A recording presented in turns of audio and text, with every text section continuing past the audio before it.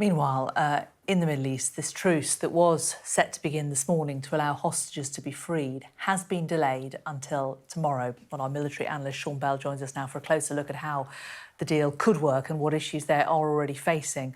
And Sean, just talk us through how it will happen, this agreement that there has been reached but now appears to be delayed to get these hostages out. What are the logistics? How will they get them out?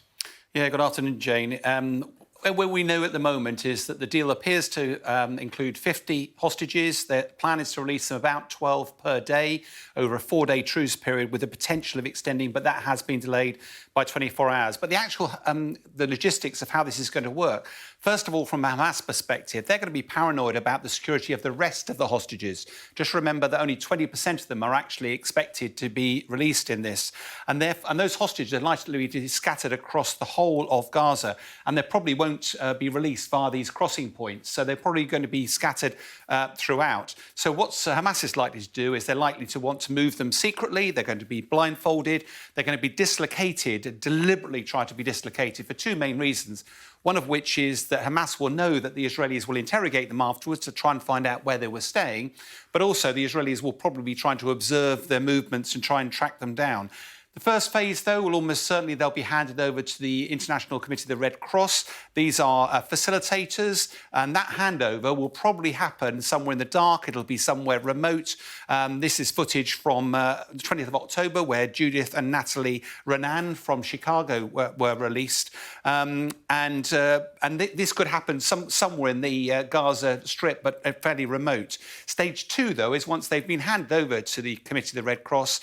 That's the point at which the Red Cross now take them back into Israel. Now, they could go through one of the main crossing points, but what looks very likely is they'll actually go through a bespoke gap on the border to try and keep them out of the way of the publicity. Now, the truce, obviously, between Hamas and Israel is fragile, now delayed. I mean, what are the risks, potentially, that the whole thing could break down and we don't see any hostages coming out? There's lots of risks about this. The two main ones, I think, are communication and trust. Communication, because a lot of Hamas are actually in tunnels. They won't have good communication. So knowing when it's starting, when it's stopping, and what the situation is going to be difficult to transmit. And trust is in very short supply. Hamas and Islamic State are also, the Islamic Jihad, the other group holding hostages, don't get on well together. That could also cause a difficulty. The positive sign, though, is both the Israelis and Hamas are both motivated to actually release hostages for different reasons, though. Israel obviously wants to get some hostages out, but they want to limit the window before they can get back on the offence against Hamas. Now, this is the video footage actually from the 23rd of October, where a couple of elderly Israelis were last released. Hamas will want as long as possible before the conflict erupts again. And there's even talk about drip feeding more hostages out, potentially 10 per day, to try and extend the window. And that will make life more and more difficult for the Israelis, kick-starting the offensive again. Now, from a military perspective, Hamas cannot win this conflict, but the longer they survive, particularly if any of them survive and they have hostages, they'll see that as a success. But it's going to be an incredibly fragile process, not least of which one stray bullet could set the whole thing off again. And, of course, the dark shadows of actors like Iran may well be seeking to disrupt the process. And finally, of course, just imagine if you're the families of people that may or may not be on that list, you'll be waiting desperately for news of the release of your family. But of course, those details, the final elements may not come till quite late in the day. Yeah, and of course, also announced in the last hour, Israel has confirmed that they have arrested the director of the Shifa hospital, and we saw more footage of these tunnels underneath the hospital also released by Israel last night. Have we gleaned anything new from those images?